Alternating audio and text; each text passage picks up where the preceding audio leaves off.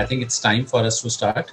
The agenda for today's session, what inspired us was that try and create something which is much more practical, on the ground, learning experience, especially for coaches on one hand and for the organizations who want to run coaching in their ranks and folds on the other hand. And this is the spirit behind this session today.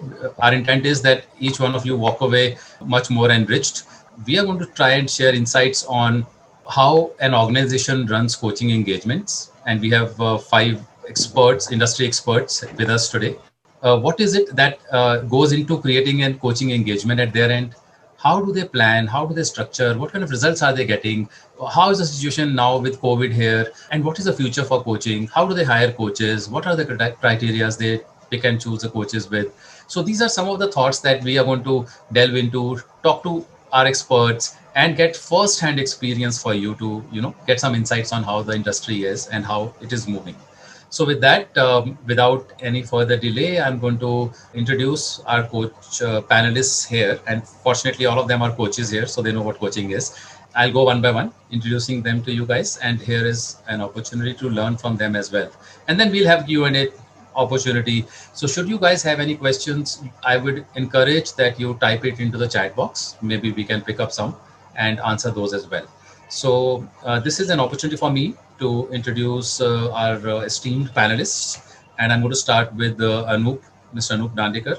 Anup is a people partner for Royce Power Systems for India, Bangladesh. He's a master NLP practitioner, a Gromor coach, and on his journey to be a PCC. So he has an accomplished professional career in L&D and HR space for nearly 16 years. And he has done so many things in the organizations he has worked with. So that's Anup. Thank you, Inderjeet. Hi all. Welcome, Anup. Thank you so much. And then our next panelist is Anchal Chaudhary. Anchal is head of L&D for BCG, Boston Consulting Group in India. She's a Marshall Goldsmith certified coach. She's a Gromor coach on her way to be a PCC, very seasoned professional with 15 plus years of experience in HR, L&D and OD, has worked with various organizations throughout her career. She's also quite successfully, she has launched the BCG Leadership Development Program, which pertains to executive coaching and mentorship program for the leaders at BCG. She ensures a strong leadership and coaching culture within the organization, and she provides one-on-one career coaching and thought partnering on career management and job search to ensure seamless, integrated, and positive experience for the leavers, even when they leave the organization. So that's Anchal. I'm going to invite Anchal to say hi to the audience. Anchal. Hi, thanks Inderjeet for the introduction, and hello everyone. Look forward to engaging with all of you. Thank you so much, Anchal. And there we go. Then our next panelist is Mr. Navneet Trikha. He's General Manager, Human Resources, working with Godfrey Philips India Ltd. He's a Gromor coach, an ICF ACC, and a PhD. A very seasoned professional, 23 plus years of experience, encompassing design, implementation of people strategies, practices, strategic talent and capability building interventions, regarding change management, culture building, productivity improvement, and OD initiatives. So I think we are going to learn a lot from him as well, how he's been using coaching and mentoring within his organization. Navneet, I would invite you to say hi to the audience, please. Good evening, everyone. Thank you so much. And then next on our list is Sampada, Ms. Sampada Inamdar. She is Vice President, Chief Learning Officer, Dean ANAND Corporate University. So she manages the learning section of ANAND Group. She's a Gromor coach, ICF ACC, certified OD professional, practitioner, experienced in facilitative programs across organization, cultures, and different levels. So she has had various stints of running coaching and mentoring programs within her organizations. And we are going to talk about ANAND Group is a conglomerate of many organizations put together, and she's been managing all that. So a lot of experience coming our way here, I would say. Sampada. Hi everyone. Hi. Looking forward to spending the evening together. Thank you so much for being here. We have another panelist with us, Mr. Rajesh Manik, it's Director Human Resources with Deloitte. A very experienced, seasoned professional and very well known face in the industry. Co-chair internal communications, APAC Association of Communications Directors. He's a cultural transformist, an engagement champion, conference speaker, worked across the globe at various places, passion for creating a great place to work. And I'm going to welcome Rajesh. Rajesh, are you there? You could say Thank hi. you, Inderjeet. Welcome. Good Thank you evening, so much. everyone. Looking forward to interact. Wonderful. Thank you so much for being here. And with this, it's time to get going. And this is what we have on cards today, friends. We want to focus on what kind of results the organizations have got from coaching. And here we're talking about typically 5 organizations from where we have these leaders. And so we're going to talk about that first. And then we're going to talk about the design and structure of coaching programs they created for their leaders. And then what's the future of coaching? What do they see as leaders within their organization or otherwise the future of coaching? That's from my side. So here I'm going to start with results from coaching thing. And my first question is going to be to Anchal. I was checking with her, what kind of results have they seen at BCG from coaching?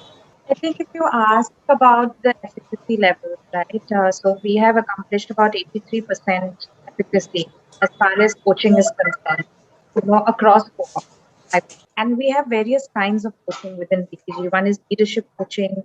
The other is, remedial coaching, which comes out from the performance management system. And then there is, coaching for well. So there are these 3 buckets in which we have sort of, bifurcated coaching. And broadly, the efficacy level, like I said, is about 80%. Sorry, it is what? 83%. 80. Excellent. Thank you so much. And let me go to Anup. Anup, what has been your experience with the coaching in your organization? So with respect to the coaching, we have club coaching initiatives with the talent management. And in our organization, talent management and coaching goes hand in hand. Close to around 2.5 years back, our engagement score with respect to the Gallup employee engagement survey was not so good. When we introduce coaching, that includes your high potential coaching, executive coaching, and all. In the span of 1 year, the Gallup engagement score has zoomed up like anything, and that's something which is the wonder which coaching has created. So, and people see the benefit. It's not immediate benefit in the coaching, but over the period of time, minimum 6 months, you see a wonder in the whole human development, and that makes us to retain the people. Attrition level has gone dramatically down, specifically at the top level, and yeah, people are extremely happy, and I see lots of results. And people talk about coaching, and now I see more coach than the managers or the leaders in the organization. Okay, that's interesting. That's interesting to know. Thank you so much. Okay, let me put this question to Sampada. Sampada, what has been your organization's experience with coaching and mentoring that you have been doing? Thanks, Inderjeet. I think like all organizations, like Anchal mentioned, as well as Anup, we've been wanting to drive coaching as a culture right across. And so ANAND Group is a manufacturing organization into the auto industry. So it was very easy for us to operate from the left-sided brain approach, which is extremely logical and extremely analytical. And somewhere I think about 5 years ago, we realized that it's really not a very balanced approach to growth. So we introduced coaching. So in Anand, coaching has been there for the last 12 years, but last 5 years, coaching as a culture is something we've tried to drive.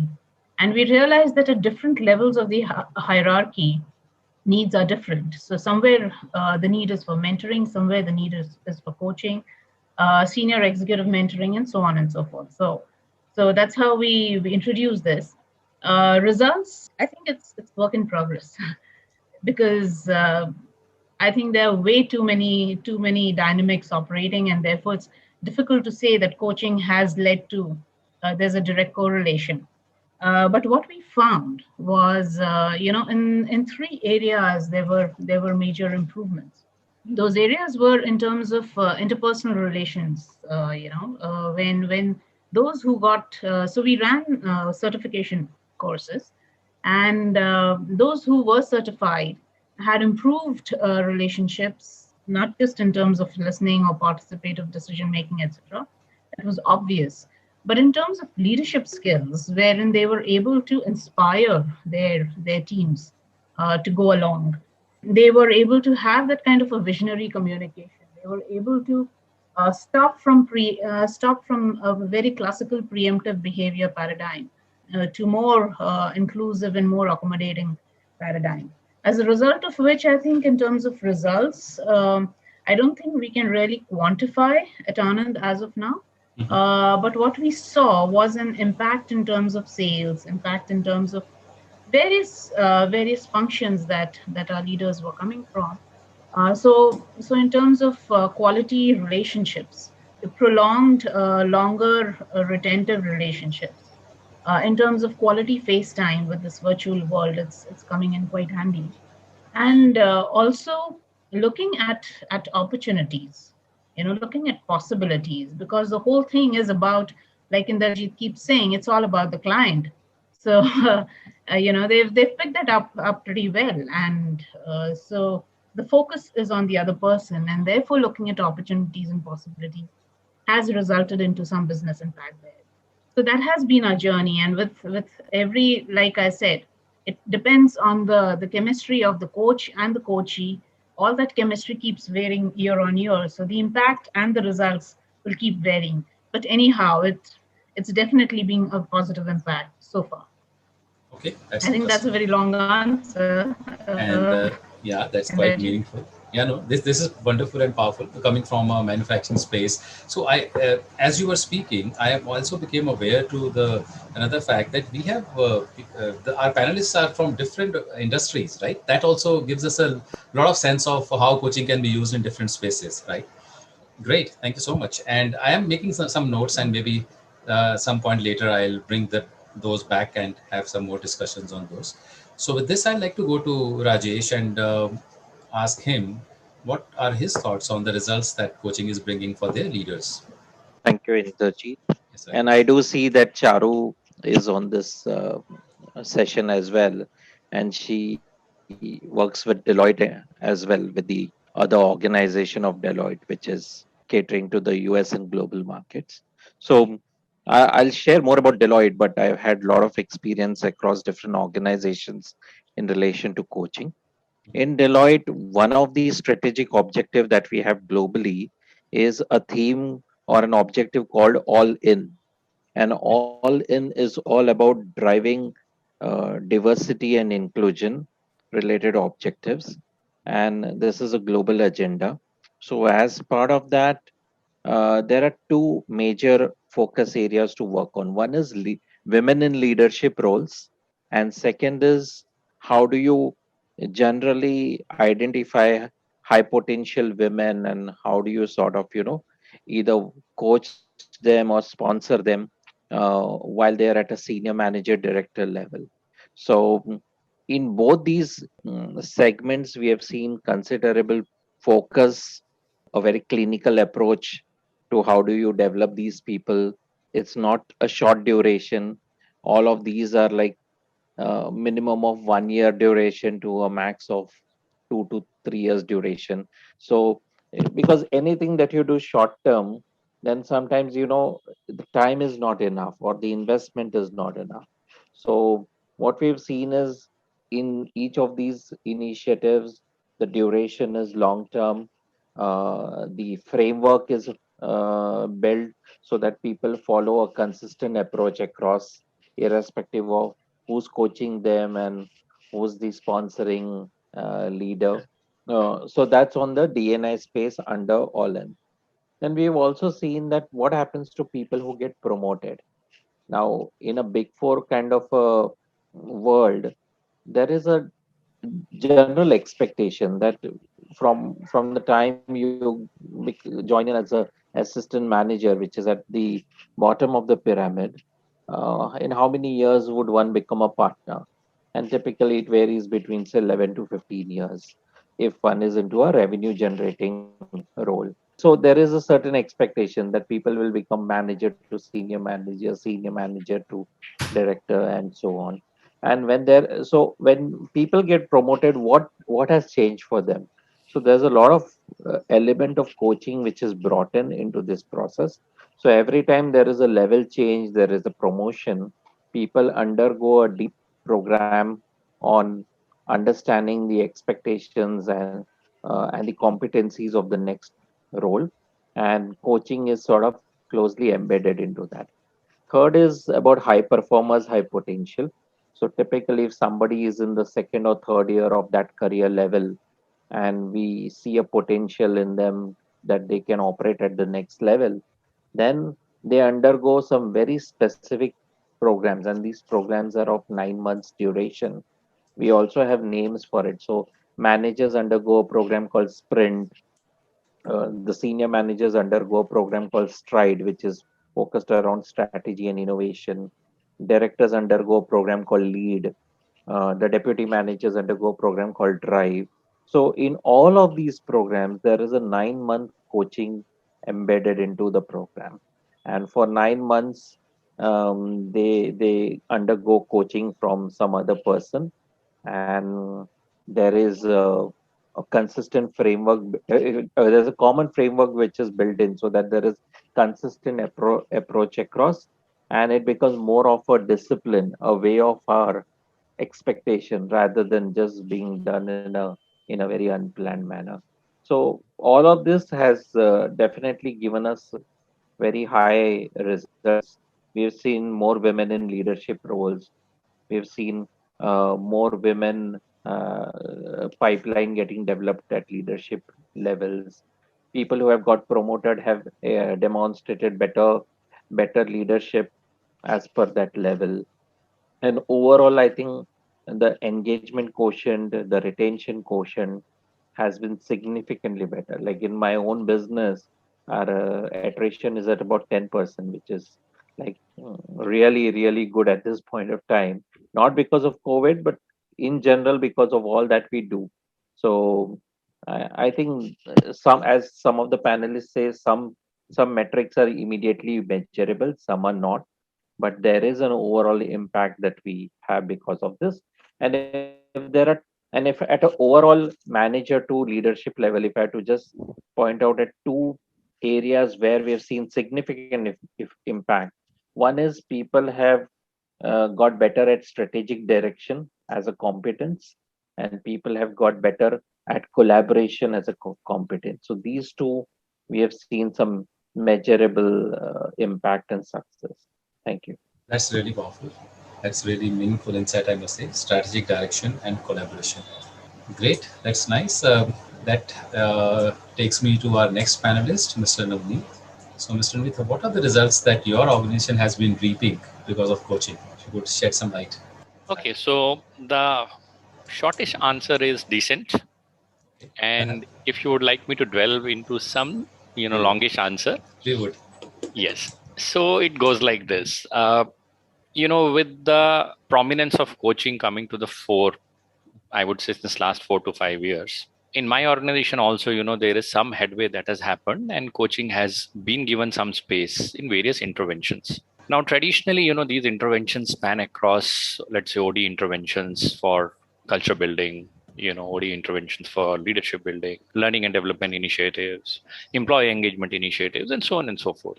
To be more specific, I would like to say that coaching has played a role in my organization with respect to building in synergy in CXO level, wherein, we keep on doing periodic feedbacks, but, coaching helped us harness the efficacy of those feedbacks, the real potency of those feedbacks to be able to share and then, let people get insights out of those feedback and, make their action plans.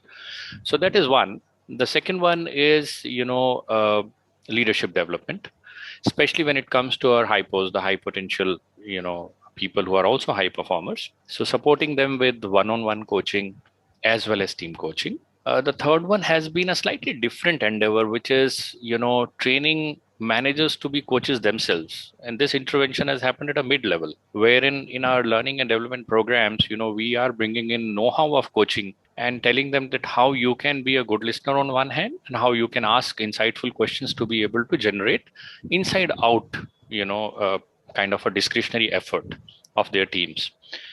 And the fourth one has been, also a very interesting aspect, which is we keep on doing, what is called as net promoter scorecard, employee net promoter scorecard, which is nothing but an engagement kind of a survey and initiative. And we have in the past done, let's say, Gallup surveys. We have done corporate executive boards, rational and emotional connect based surveys, or which stay, say, strive, kind of surveys. But as of now, we are doing ENPS. That model is being used.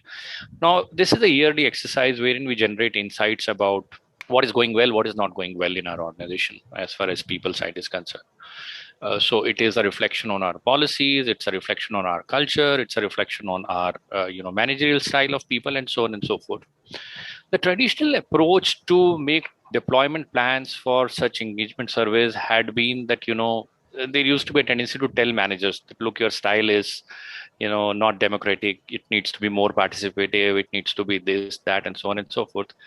With the usage of know-how of coaching, we have been able to do a lot of team coaching to the cohorts of managers of a particular location, department, or a function with the credible data of these employee net promoter score surveys, and help them be on a journey of insightfulness, generate insights themselves rather than we telling them that, look, you are not participative, and therefore you need to make yourself approachable, participative, etc., which used to have limited kind of impact. Now, with we all sitting in a room, with some kind of insightful questions, asking them to come out with, okay, if this has been the case, what do you think is the best approach for you to delve into? Now, what the difference that this has made is that people feel that the solution is coming from them. The ownership to their own managerial change, where the needle is moving from what they were to what they want to be, is basically ownership driven. So this is the fourth area in which these interventions have happened. Now, we don't measure what coaching has done, but let me be very candid and honest. Coaching is just a part of the entire set of interventions. But I'm happy that it has got space. The way in the past, one-on-one counseling or maybe some kind of mentoring used to happen, along with lots and lots of training and development programs. In terms of numerical efficacy, well, as I have confessed that coaching is a part of intervention, yet we are proud to say that we are among top 30 great places to work this year. Last year we were at 37th rank. This year we are in the cohort of top 30. On 18th of June, next set of results are being announced, and we are eagerly looking forward to upscaling our rating there as well. That is one part of it. The second part of it is that the ENPS, the Employee Net Promoter Score that we do, which is a Bain product, Bain and Company product. If we look at worldwide, the FMCG companies that participate in it, we are in the top 5th percentile, which means there must be some good things that are happening either through coaching or other interventions to bring it in that cohort. Attrition, touchwood, has never been our concern. Even in pre-COVID times, it used to hover around 8.5% or so. In COVID times, it has slightly come down to 4.5% or so, which by industry standards, touchwood, is decent. So I would attribute coaching also to be playing a role in terms of driving these indicators. Thank you. That's interesting and very well said. Expanding the horizon of our discussion, I must say that. I'm going to check with our panelists if anybody wants to add something more to what has been discussed till now about the results coaching has brought to their organizations. Anyone wants to say something? I want to bring up a point which probably very often we may not really give it so much of importance, which is a culture of courage. And at Deloitte, we are taking a lot of initiatives to encourage a culture of courage amongst our professionals, amongst our people. As you know, while organizations might be global, the local country influence, way of working has an impact, right? So global, the way a new joinee on day one, month one, or a junior most employee in an organization in a Western world, they may just speak their mind, right? They may not really be so concerned about whether they are a day one joinee or a very junior most joinee, or are they new to the meeting and all of that. And we know how in India many times our people hesitate to speak, bring in a point of view.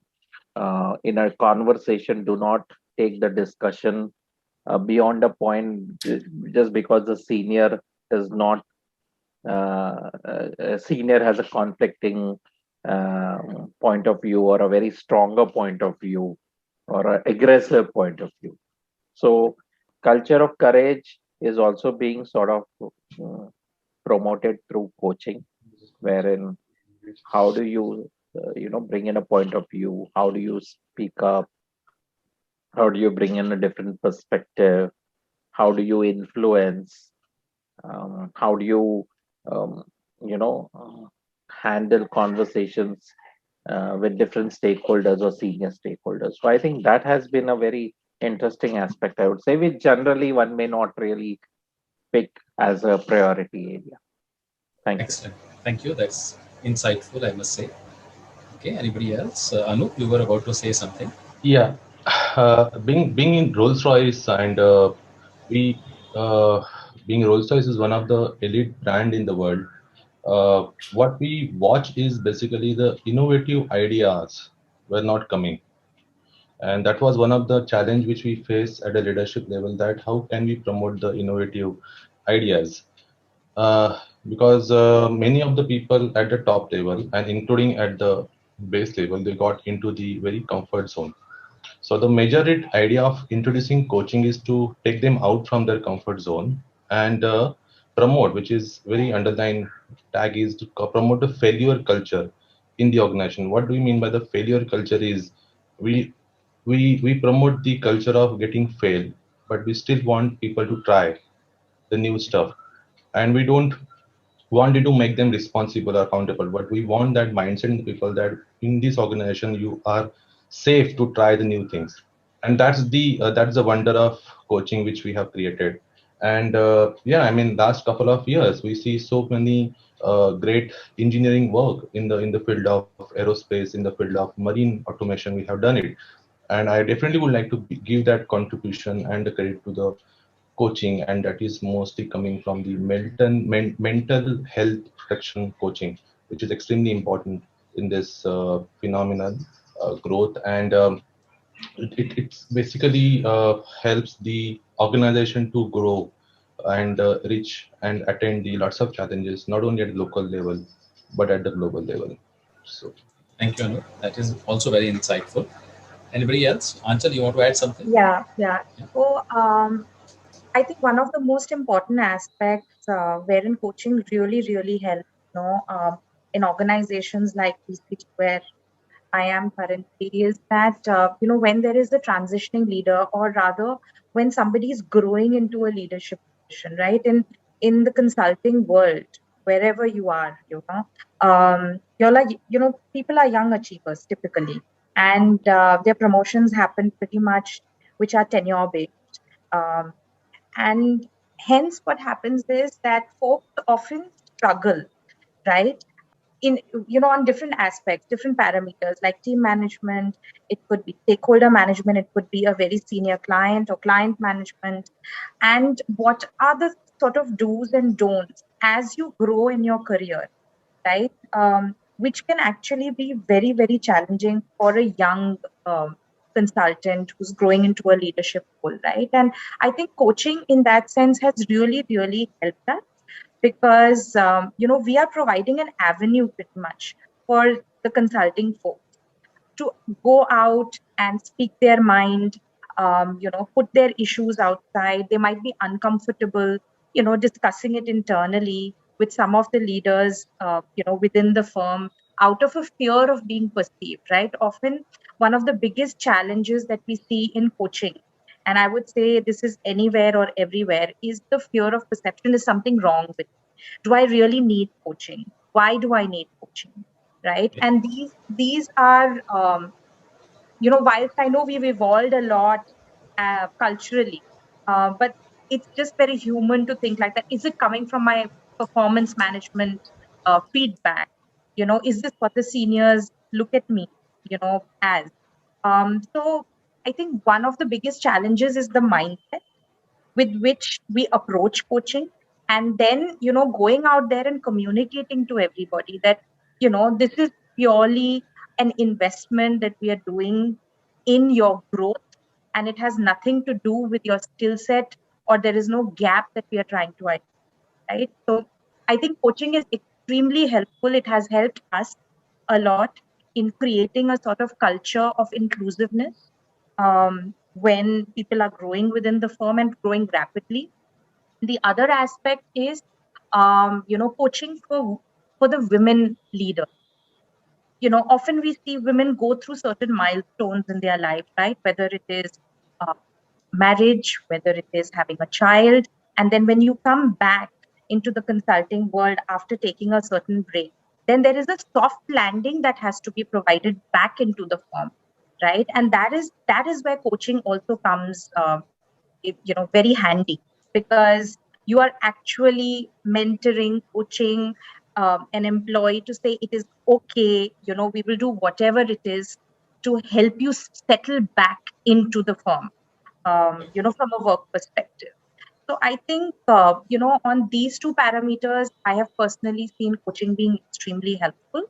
Um, and yeah, I mean, and we'll continue to invest in more coaching initiatives. We are going ahead and launching something known as life skills coaching. Given Okay. the current COVID environment, we've realized that mental health is extremely important, right? Right. Sustainability is becoming an issue,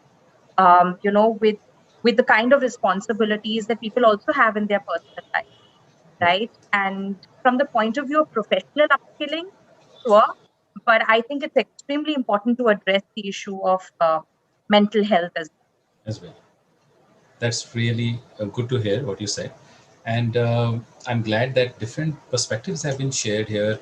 Some of you talking about what are the areas on which you are coaching, what are the end results you are expecting, like for transitioning leaders, for leadership, sometimes for remedial things, well-being, life skills coaching, people who are getting promoted, how to help them fit into the new job, for high performers or even high potential people, all in, like Rajesh was mentioning about, helping women leaders. So I'm glad that organizations are trying coaching in different spaces. And this is really, really powerful. I have a page full of notes. I thought initially when I started taking notes, I'll summarize everything. But I think for me to summarize, it will take a lot of time. I'd rather move on. And Anchal, you have very beautifully, led the session further by talking about challenges you faced when you launched coaching, like the mindset. People think, oh, is something wrong with me? Is that's why I'm being singled out for being coached? So, what kind of situations you guys faced? So, I think we are drifting slowly into the next part of our program about the design and structure of the coaching engagements that you guys did when you started your coaching program. So, I'm going to start with you, Anchal. If you could share some insights on, what are the steps you took, what are the key parameters that went into creating a structure of coaching program, what were do's and don'ts of those, stuff like that.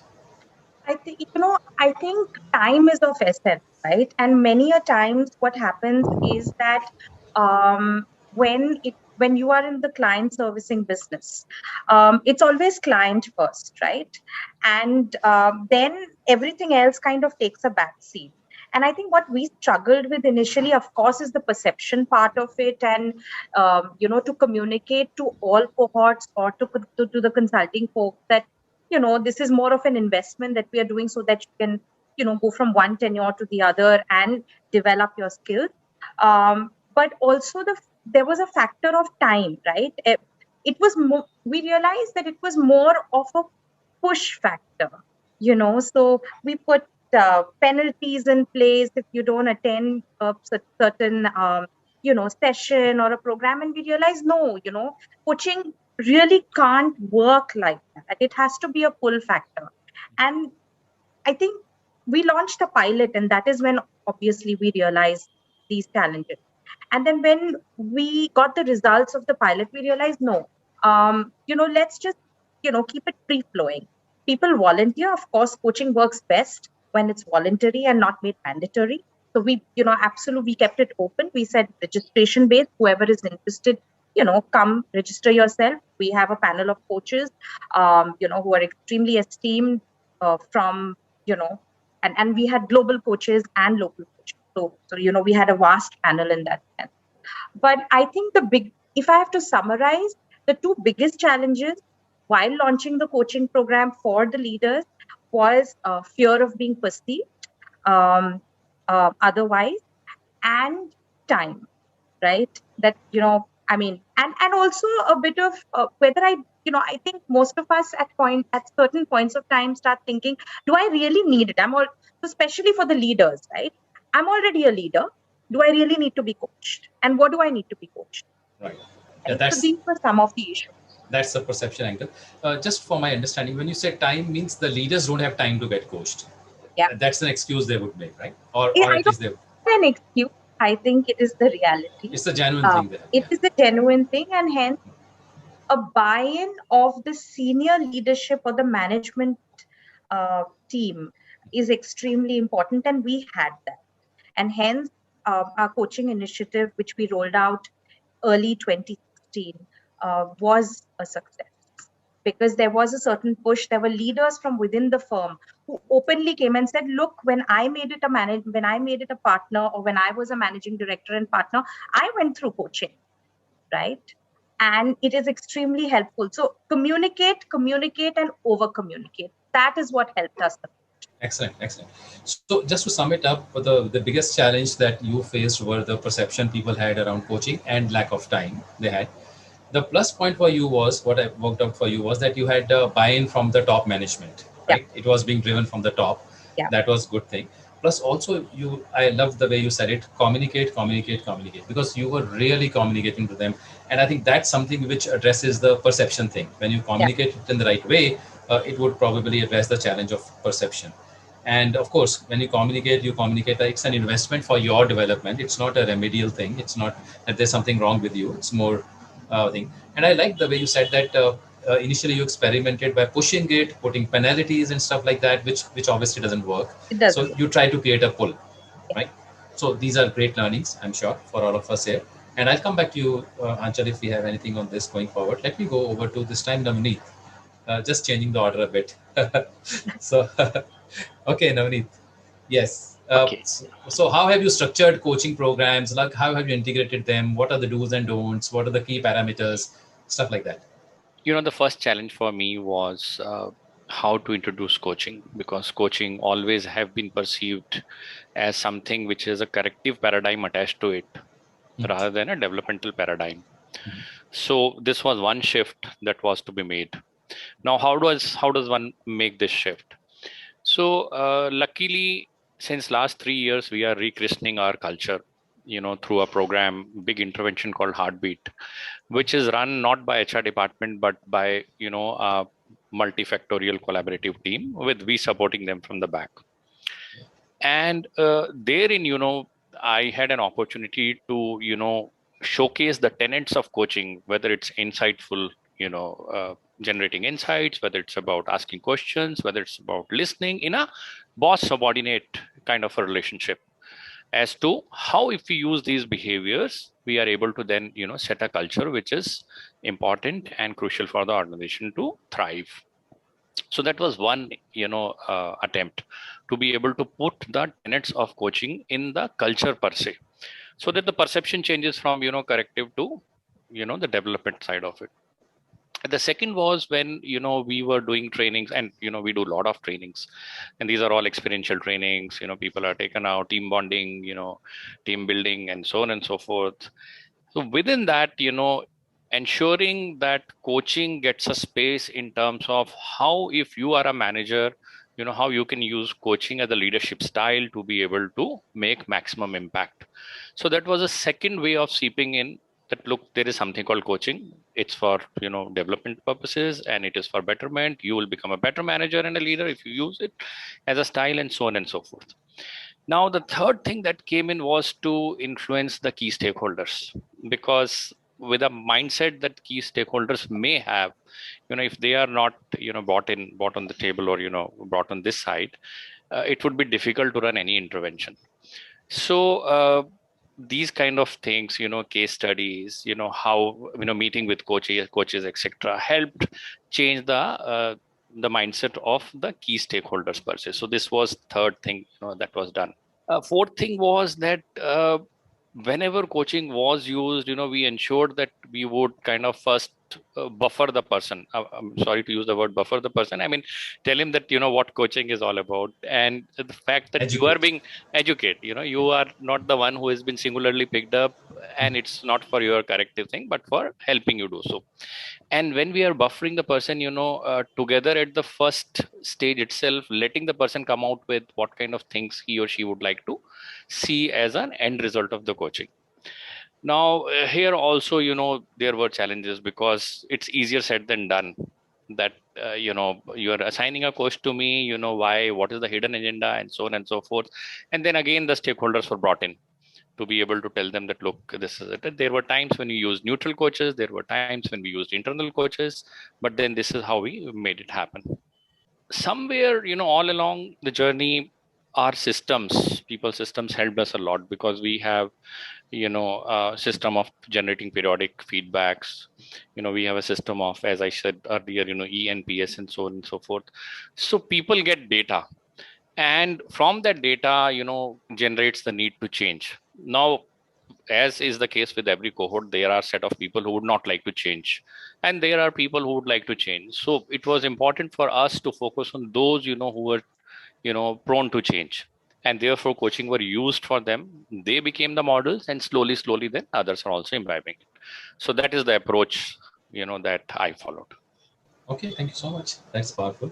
So summing up what you said is, so you brought a very interesting aspect here about using coaching in your organization, is that educating your leaders so that they become coaches, and that helps them change their leadership style, right? That was really powerful. And again, something similar to what Anchal said, educating them, communicating to them that they are not being singled out, what coaching can do for them, and putting it in the right perspective for them, I would say, also help. And again, common thread from last conversation is that key stakeholders have to be bought in, otherwise it doesn't really work, right? Very important. Yeah, excellent. Thank you. So let me move on to Anup. Anup, what is your take on this? It's coaching itself is a very phenomenal topic. And in the Rolls-Royce, very recently, we launched the transformation coaching program, which is called Switch. And this program, we have launched it, and the major purpose of the program is to not to hire coaches outside the organization, but to develop the coaches inside the organization. And why we need the coaches within the organization is because these people knows the culture of an organization. These people know how we grow and where we want to grow. And this is extremely important. One challenge which we majority came across is to how to identify the right coach within the organization, because getting into the coach shoes is very fancy title as such, but it is not easy at all. It's not easy at all. And you need that right mindset, and you need that growth mindset, and you need all that qualities which ICF has already put it across into this thing. So however, this is one challenge which we have received. Again, the next challenge is groom them to the coaching mindset level, and then make them realize that you are no more acting as a manager or the somebody within that group, but you have to act as a catalyst. And to bring to that level of catalyst level is itself is a very different phenomena. And for that, they had to move from the directive kind of thought process to the non-directive, because we being a human being, we always are fascinating towards giving the directions. And coaching is not about giving the direction. It is all about how you facilitate other person to think and unleash the potential. So that's somewhere we have made it clear. And across the Rolls-Royce, we have launched this program. Finally, we selected close to around 20 coaches from the different region globally. And out of that, we segregated between the core coaches and the base coaches. So difference between the core coaches is they are 100% into the coaching role, and the base coach is basically each function they do 60% their current job and 40% the coaching intervention. But mainly this program is driven by the core coaches. So this is how the program structured very well. And for last 6 months, people are getting into this coaching philosophy, doing into the project and all. And now the one partner is they are promoting it, that there are switch coaches available in the organization. If you need any kind of change management help, one-to-one coaching, executive coaching, here you have your own sets of people who have been trained. They are the high performance coaches. They will take you to the next direction. And that's the mindset which we have promoted within the leadership team, because as a leader, what shadow do you cast is important. If your leader is promoting coaching as a phenomenal, extremely important element in the organization growth, then it works very well. So getting a buy-in from the leader is extremely important. So that's why we follow the push down approach, that this is the coaching philosophy which we wanted to promote, not only for your professional development, but the second important point is personal development. So professionally you are extremely high regards leader, but what about the personal development? So this coaching is not only taking you to the next talent management ladder, but then this is something is making you more better human being. And that aspect we have covered from that perspective, and that brings lots of inclusiveness, that okay, this is not only from a professional development, but this will make me a better human being. And to get to that level is extremely important. That's why we have this internal coaches who help them to understand what is this transformation all about, why you want to get into it. Do you want to become a better dad? Do you want to become a better husband? Do you want to become a better son? And when realize that okay, I wanted to get into this, and they extremely then attach to the coaching. So in Rolls Royce, coaching is not only for professional development. We don't want to only attach that okay, you are in the level C, so you have to move to level B or level A, that is higher up. But it is more about your holistic approach, and this will bring the balance, symphony, synchronization in not only your professional life, but then this will make you as a better human being. Excellent. Thank you. So that's really a very powerful perspective. Again, I'm sure earlier two speakers were talking of the same thing, that when you coach your leaders, it's not only about their professional growth, it is also about their personal growth. Like Anchal was talking about starting a life skills coaching program in their organization. Navneet has been talking about how they want to help their leaders become better overall. Another common thing which I think comes from what you said also is that you're making it voluntary. You're not pushing it. Like there's a buy-in from the top, but then you're allowing people to pick and choose so that them voluntarily come into the whole process. That's great. Thank you so much. Okay, let's go to Sampada. Sampada, how have you structured coaching in your organization? The do's and don'ts, the parameters, the factors that you thought of when you planned and structured it. Yeah, after hearing everybody, all the panelists say their stories, I think everything seems to be fitting our story as well. There's bits and pieces of everything. Right. There's a slight difference though. In Anand, about 15 years ago, I think coaching has been on. Okay. Wow. Interestingly, it's always been at the senior level or for the talent. Right? So it's always been positioned as a very prestigious, only the haves have it, something like that. As part of culture building, which I said about 5 years ago, we actually wanted it to become a culture. So that's when we started, offering coaching as an option for others for self-development. And so that was a paradigm shift for people, because they felt that I'm not a leader, I'm not in the talent development, the so-called hyper or high four, and neither am I a senior executive. So then why am I being given a coach? Right. And so is it that I'm not performing? Is it that I'm falling? So we had these issues to deal with, which is quite contrary to the other cases. The other thing, a mindset that we had was coaching is very, very time consuming. This was felt by the coach as well as the coachee. And somewhere we thought that the reason why people are finding it time consuming is because the quality of coaching is not adequately qualitative. So maybe that's the reason why. So, we looked into it further, got into the various causes, and we realized that, yes, our quality of coaches has to be much better in terms of the value that they bring to the coachee, and the coachee needs to see value in it. So therefore, that pull, sustaining that pull was important. And like the other panelists said about push versus pull, so we had only for the creme de la creme of our organization, coaching was available. So we wanted to democratize coaching. We conducted road shows. So as you know, we're a manufacturing entity. We have 57 locations where we have manufacturing units happening and all. So we actually went, did road shows, and we told them about what is coaching, what is mentoring, who is it applicable for, so on and so forth. And there were quite a few questions. We did these short sessions, and that actually created a lot of interest. And the positioning of coaching was no longer only for the elite, but it is for the transition, for the women, for the life stages, for the young, for the privileged, for the especially abled people, and so on and so forth. So we realized that, like Anchal was saying, communicate. Yes, that's definitely important. But also, looking at the point that Anup was saying, our focus has been more on, building leaders as human beings. So not really differentiating between there's a professional side of me and there's a personal side of me.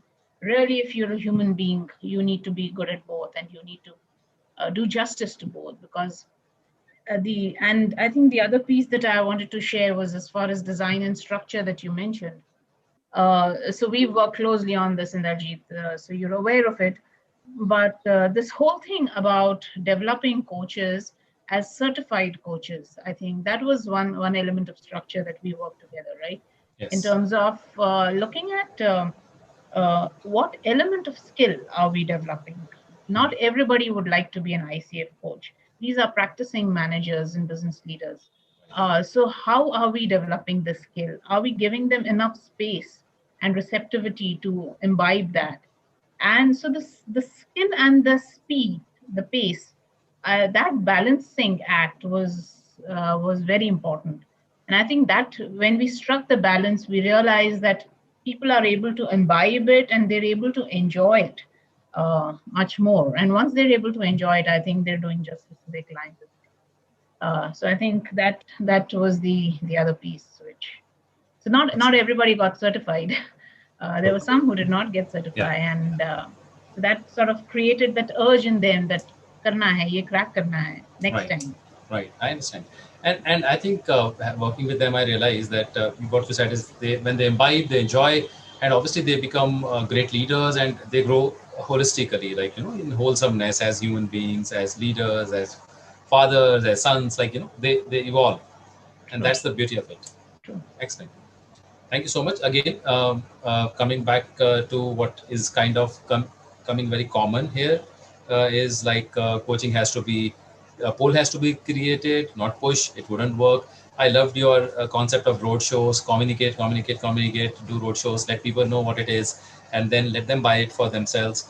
And of course, one new factor that you really brought out was the quality of coaches. That definitely makes a lot of difference, and that's also going to be my next question in a while, as to when you decide on the coaches, what are the criteria, how do you decide on the coaches, how do you pick them up?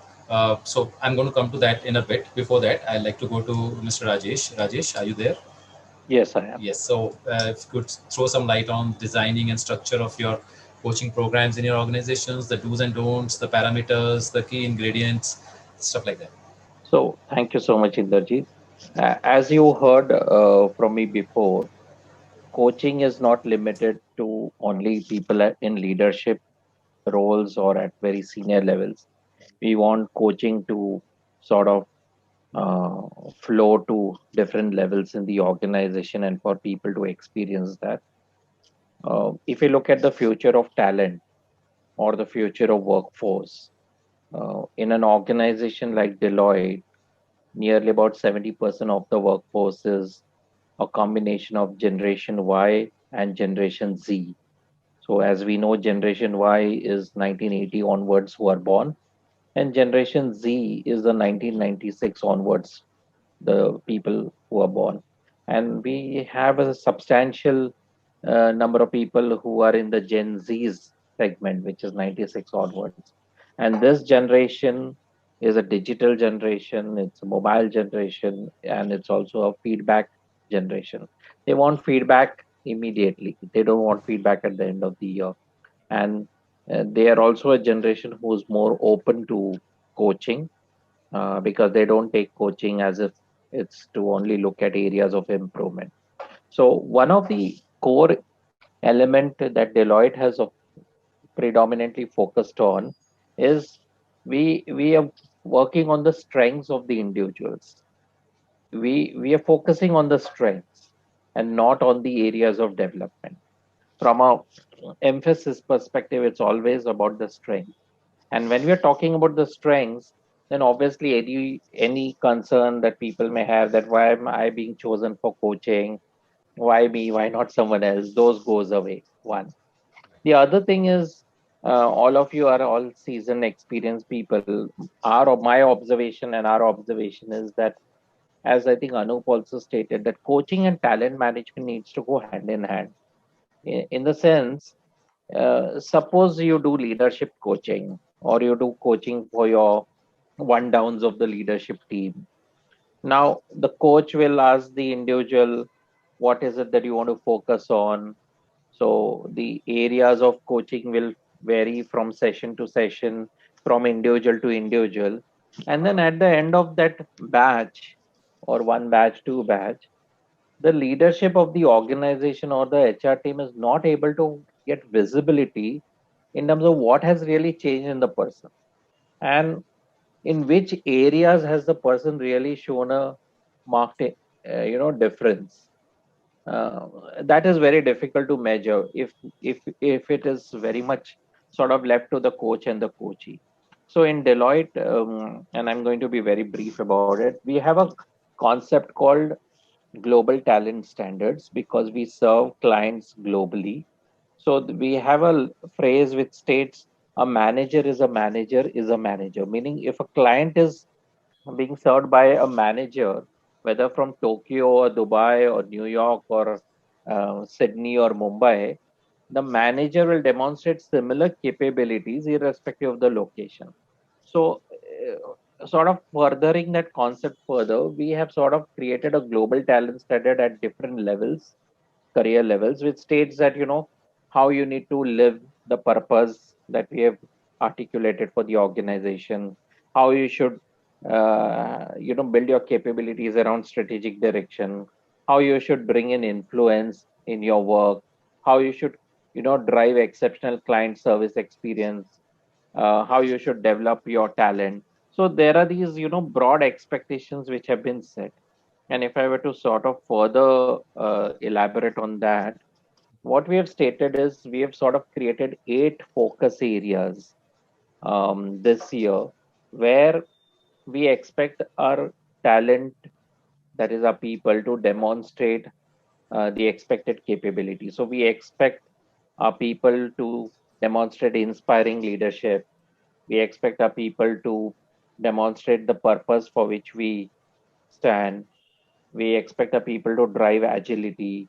We expect our people to build diverse capability. We expect our people to influence, to collaborate, to deliver value, to build the business. And in each of these, there are certain, I would say, elements or expectations or behaviors articulated. So if it is building the business, one of the areas, how do you demonstrate competitive insight? If it is delivering value, it's about how do you demonstrate commercial awareness. If it is about collaboration, how do you collaborate across the business? If it is about influencing, how do you build relationship? If it is about diverse capability, how do you grow future skills? If it is about agility, how do you manage your people? If it's about purpose, how do you align to strategy? And if it's about inspiration, then how do you inspire confidence? How do you bring in a foster a culture of inclusion? So all of this we have clearly articulated. So a framework has been created.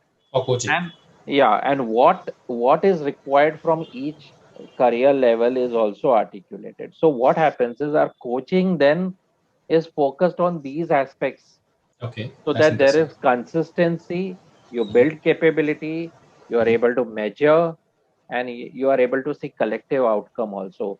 and then you are able to see success. Otherwise, if all of us are part of one organization, all of us on this call, and if the coaches were to work on everybody's personal priorities, then at an organization level it might become a little difficult to see the value in it and to further invest. And so if the organization needs to invest and bring in further commitment, then these kind of frameworks help. That's our Excellent, experience. excellent. That's really very powerful. Like I worked with many organizations, and there sometimes people allow the coach and the coachee to decide the area of leadership growth. By the way, Rajesh, I still use the word which you used, area of growth, right, instead of development. So area of growth that we work on, while it's broadly defined by the organization, but it's also for the senior leader to pick up. But this is interesting, like you create a framework around which the leader has to get coached on, and that can also bring a lot of measurability for the organization to see where the results from coaching are going. It's really powerful. Thank you so much for sharing that. Okay, friends, I think we are already over the time, and I'm going to just request my panelists to be with us for another 10-15 minutes. I hope it's okay with all of us. So the last part, we move on to future of coaching, and this is my question to all five panelists. So while you talk about future of coaching, my request to you will be give us some insights from your organization's point of view. Like, what do you see? What are the investments you're making into coaching going forward? Where is coaching? To what level of coaching are you going to use within your organization? So, if you could share some insights on that, and I'd like to start with Navneet. In terms of future of coaching, I would like to let it to emerge from the present, right? So we had a pre-COVID time. We have been, trying to deal with the real VUCA, COVID times, wave 1 and so-called wave 2 and so on and so forth. Now, in my observation, all the good work that has been or that was being done to set up a culture, to have facilitative processes, to create a culture wherein, insights get generated and so on and so forth. In the last 1 to 1.5 years, a lot of things have happened otherwise. For example, there has been a mixed bag of empathy and tough love that has come into managerial practice. There has been a lot of emphasis on here and now and on short-term, gains, goals, and survival versus the long-term, let's say, developmental approach or long-term strategic approach, and so on and so forth. And so on and so forth. So there are things that COVID has tested us for, and that has, in some cases, validated what we have been doing in terms of interventions, including coaching, and has presented us for an opportunity to, build or rebuild things that, have not happened rightly during this process. So I would say there would, after COVID, be a phase wherein we need to rebuild, let's say, listening mindsets again. Let's say, patience to ask questions, right? Let's say, a level of enablement, right, rather than only telling and driving things and so on and so forth. So in my opinion, coaching is going to play a big role on all facets, whether it's about reshaping the culture, whether it's about bringing in the strategic priorities right on the table, right, from a long-term perspective, and whether it's about redefining the managerial style. So the answer is yes. Okay, great. Thank you so much, Navneet. Let me go to Anup. In that case, Anup, how is your organization invested into coaching going forward? Like, what's the future of coaching in your organization? Coaching is basically very soon going to be a part of the OD, organization development. And in Rolls-Royce, coaching is separate vertical altogether under the OD. And we are already into the implementation and execution stage. If I talk about coaching as a whole, very soon you will see a separate vertical in many great organizations as a coaching. You will see people will apply for a role as a coach in the organization. Wow, that's really powerful. Like you have People on this call are going to be very happy to hear this. and that's where the next 2 to 3 years down the line. In fact, in Rolls-Royce, we already started doing it internally. However, you will see a head of life life coaching and all that. So the various stream you will see very soon in the coaching itself.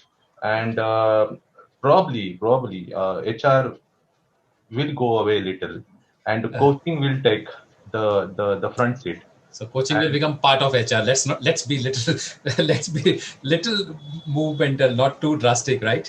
A little away in the sense. I mean the mindset shift. I'm saying. So it will more like a partnering with the business on that front. And I see coaching as a great career for many of us in the future, and some of us are already therein.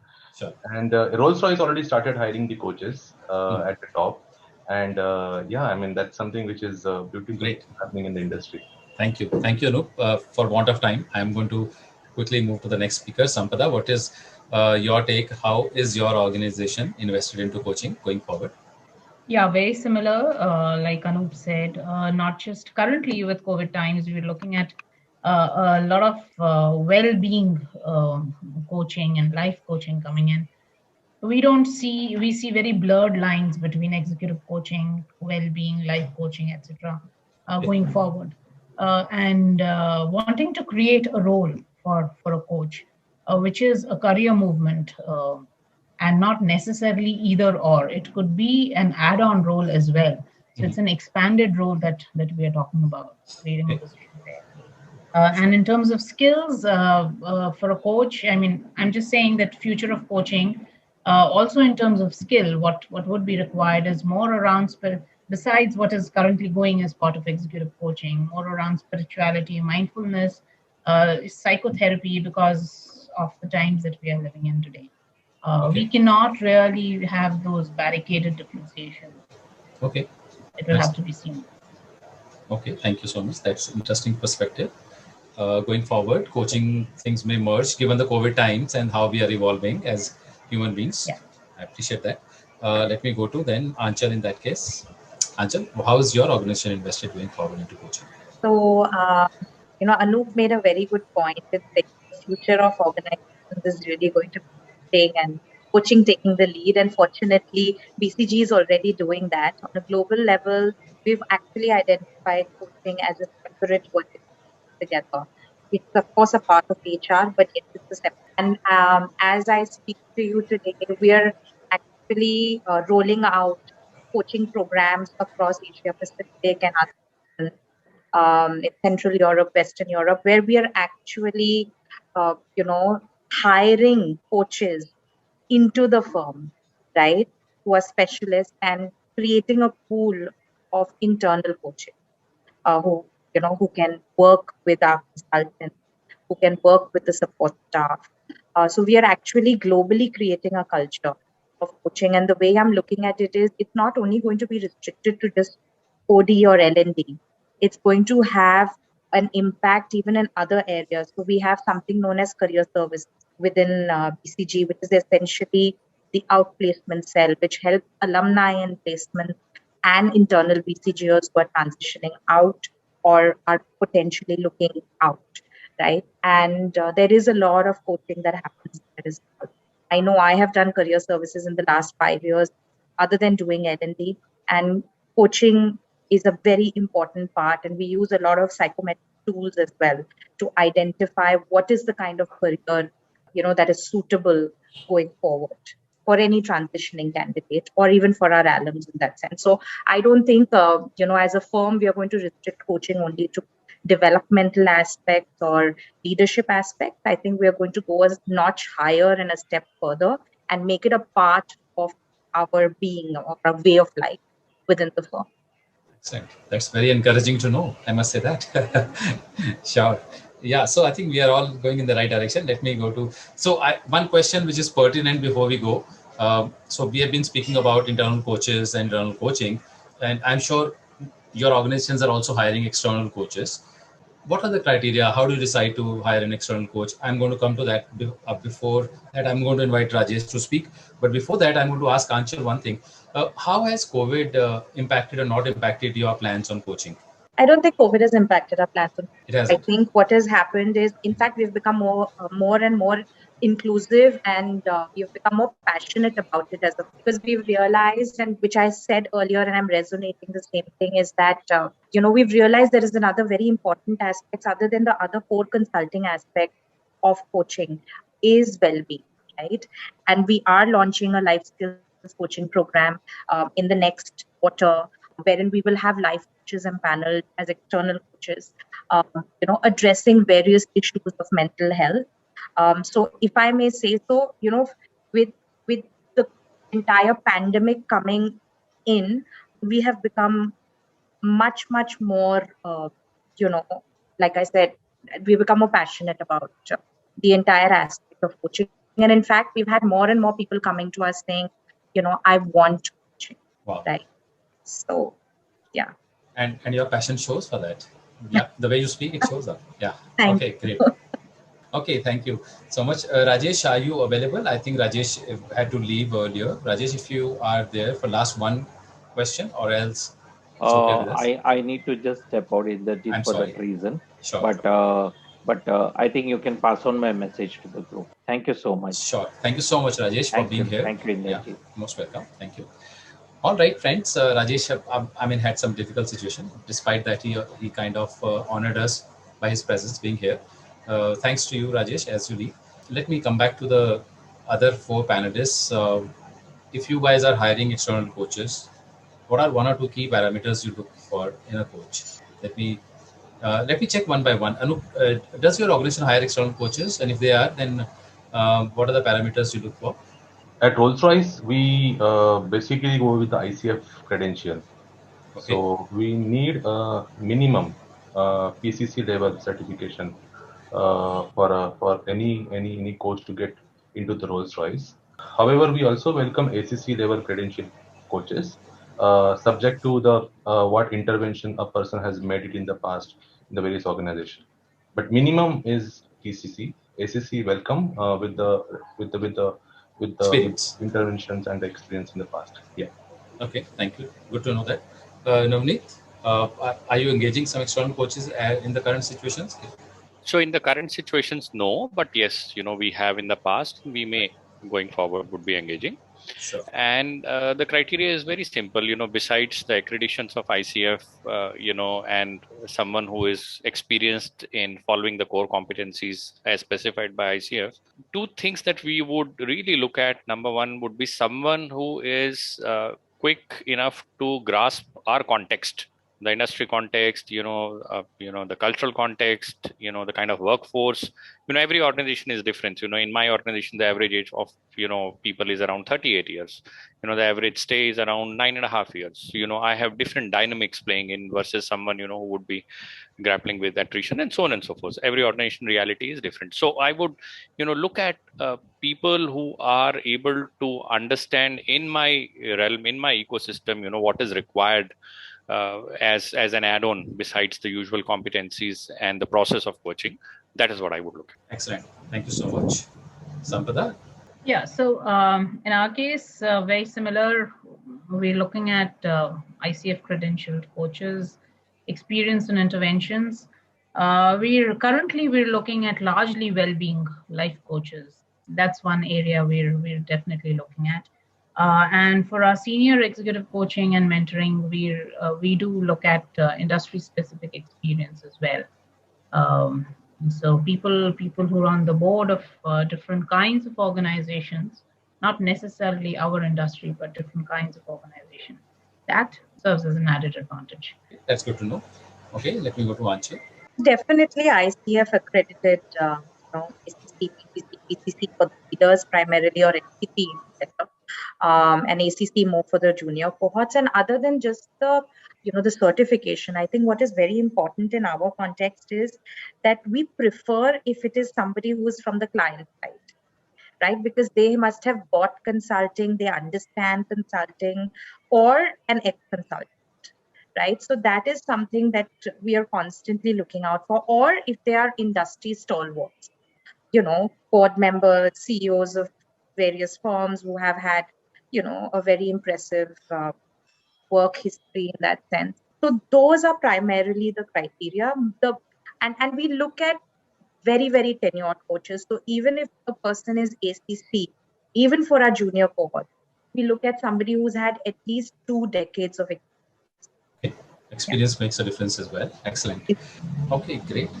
Thank you so much. Okay, I think this has been a great learning experience for all of us, and we didn't have much time for Q&As, though I did try to ask some questions with the intent to help the audience over here. I think that's it. But I'm so glad to see all our Grow More Coaches community and some new faces here. Thank you so much, friends, for being here. It's pleasure, and I'm sure this session was meaningful for you.